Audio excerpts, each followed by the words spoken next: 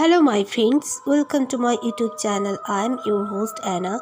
Please subscribe my channel and press the bell icon button. अगर आप लोगों को मेरी इस चैनल की स्टोरीज अच्छी लगे तो लाइक, शेयर एंड सब्सक्राइब जरूर करना। मैं गॉड से प्रे करती हूँ कि मेरे लिसनर्स जहाँ भी हैं खुशबाश रहें। जय श्री राम। आज की जो स्टोरी सुन रहे हैं इनका नाम है शहनाज। मैं उनके ही पॉइंट ऑफ व्यू से आपको स्टोरी सुनाना चाहती हूँ। मेरा नाम शहनाज है। मैं रांची में रहती हूँ। मेरी एक सहेली हुआ करती थी जिसका नाम था मुमताज़, और वाकई में वो बहुत खूबसूरत थी। उसका रंग रूप, उसका बाल बहुत बड़े बड़े थे और हमेशा पायल पहने रहती थी। छम करके वो आना जाना चला फिरा करती थी। तो इसी तरह हम लोग तब क्लास 9th में पढ़ते थे। मेरी वो फ्रेंड जो मुमताज़ थी, उसे एक लड़के से लव हो गया। तो उसके वजह से वो कभी कभार स्कूल से आने में लेट हो जाती, तो कभी कभार थोड़ा सा घूमने फिरने चली जाती, लेकिन मैं उसके साथ जाया नहीं करती थी। इसके बावजूद वो मेरा नाम लिया करती थी कि मैं शहनाज के साथ जा रही हूँ। इसी तरह एक दिन काफ़ी रात हो गई। रात के 7:30-8 ही बजे थे और उसका भाई जो है ऑफिस से वो 8 बजे आ जाया करते हैं।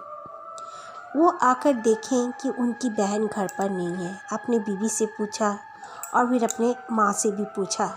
उसका मुमताज़ के भाई ने पूछने पर उसकी मम्मी ने कहा वो तो अभी तक नहीं आई है, बाहर गई थी 5 बजे, अभी तक नहीं आई। तो उसके भाई काफ़ी गुस्सा हो गए और वो चले गए उसको ढूंढने के लिए। इधर उधर ढूंढा तो रास्ते में वो मिल गई। उस लड़के के साथ ही वो थी। वो अपने बहन को लेकर आ गया अपनी गाड़ी में बैठाकर, और घर में आकर अपने बहन को काफ़ी मारपीट की। उसकी बहन बहुत रोई। फिर बहन ने भी बगावत की कि मैं उससे प्यार करती हूँ। मुमताज़ ने अपने भाई से कह दिया। तो उसका भाई बहुत नाराज़ हो गया। नाराज़ होकर उसे एक कमरे में बंद कर दिया। वो बहुत चिल्लाती रही, रोती रही, लेकिन उसे खोला नहीं। सारी रात वो उसी तरह बंद रही। उसकी माँ ने भी मना की कि इतना ज़बरदस्ती, इतना जुल्म मत कर, लेकिन उसका भाई नहीं माना। और इसकी वजह से उसकी भाभी भी थी। उसकी नई नई शादी हुई थी मुमताज़ के भाई का, ज़्यादा दिन हुआ भी नहीं था उसकी शादी को। उसकी भाभी भी काफ़ी घबराई और सहमी सी हो गई, क्योंकि इस तरह उसका भाई का रूप उसने भी देख लिया। उसी दिन के बाद वो लड़की को स्कूल भी जाने देना बंद कर दिए। कंटिन्यू 10 दिन हो गया उस लड़की को बिल्कुल वो लोग रूम में बंद ही रखते थे। उसका भाई तो बिल्कुल उसे बाहर निकलने नहीं देता था। मैं उससे मिलने गई, बस 5 से 10 मिनट में बात की। फिर उसके भाभी ने कहा कि बहुत टाइम हो गया है, तुम अब घर जाओ। और उसकी माँ तो मुमताज़ की माँ तो काफ़ी रो रही थी मेरे सामने। मैं घर चली आई। फिर मैंने सुना दूसरे दिन मुमताज़ अपनी बिल्डिंग में बिल्कुल 6th फ्लोर में उनका टेरेस हुआ करता था। उनका घर जो था, काफ़ी लोग रहते थे, 6th फ्लोर तक बना हुआ था।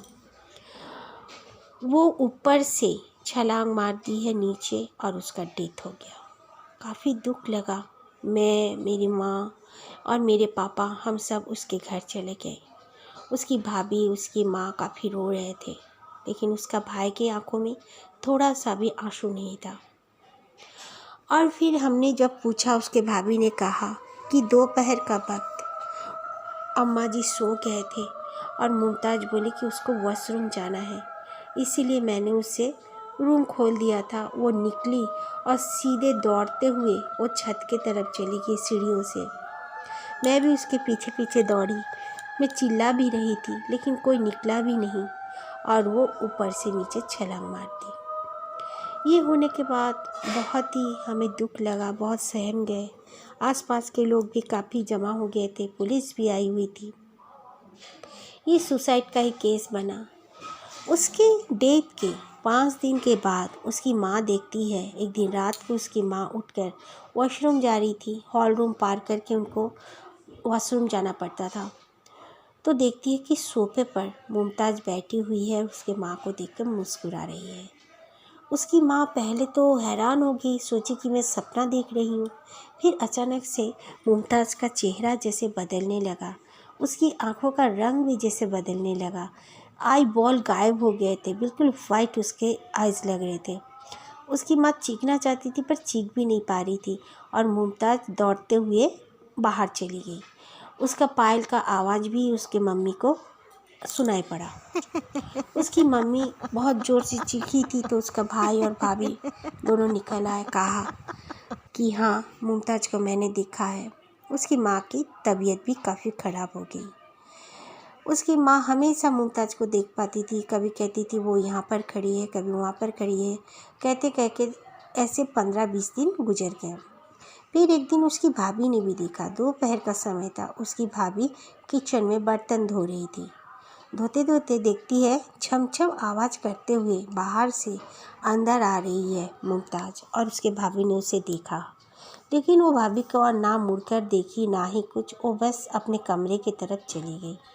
उसकी भाभी काफ़ी डर गई। उसके भाई से उसने भी कहा तो उसके भाई ने कहा ठीक है, हम ये रूम छोड़ देंगे। उनका किराया का ही कमरा था। उन लोगों ने वो रूम कुछ दिन बाद छोड़ दिया।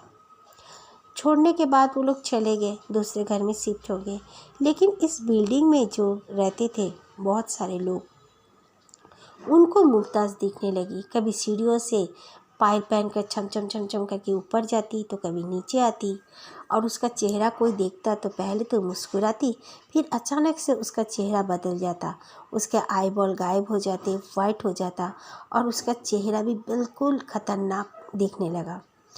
ऐसा देखने के बाद काफ़ी लोग डरने लगे, यहाँ तक कि वहाँ पे काफ़ी यंग और लड़कियाँ थी उसकी उम्र की ही, वो भी देखने लगे। धीरे धीरे वो बिल्डिंग खाली होता गया। उनका जो ऑनर थे, उन्होंने वहाँ पर कुरान खानी कुछ जो लोग करते हैं, उनके जो करते हैं मुस्लिम कास्ट में, उन्होंने सब कुछ कराया। लेकिन उसके बावजूद मुमताज़ वहीं पे सबको दिखने लगी। धीरे धीरे ग्राउंड फ्लोर में बस 2 लोग रह गए थे और थर्ड फ्लोर में रह गए थे। फिर उन्होंने भी वो घर छोड़ने के लिए मजबूर हो गए और वो घर अभी तक खाली है। उस घर में कोई भी नहीं आता। वो घर बिल्कुल खाली है और इस बात को करीब करीब 12 साल हो गए हैं। वो घर धीरे धीरे बिल्कुल खंडर हो गया है। इसके बावजूद भी लोग अगर वहाँ के सामने से भी जाए तो एक लड़की की बहुत ज़ोर ज़ोर से चीखने की आवाज़ आती है और पायल का भी आवाज़ आता है, जैसे छम छम छम छम करके कोई सीढ़ियों के ऊपर जा रही है, कोई नीचे आ रही है। लोग काफ़ी डरते हैं उस तरफ जाने के लिए। यहाँ तक कि उसके आस पड़ोस में भी जो बिल्डिंग्स है, वहाँ पे भी कई लोगों ने घर छोड़ दिया उसके वजह से। वो वहीं पे रहती है, सब कोई कहते हैं।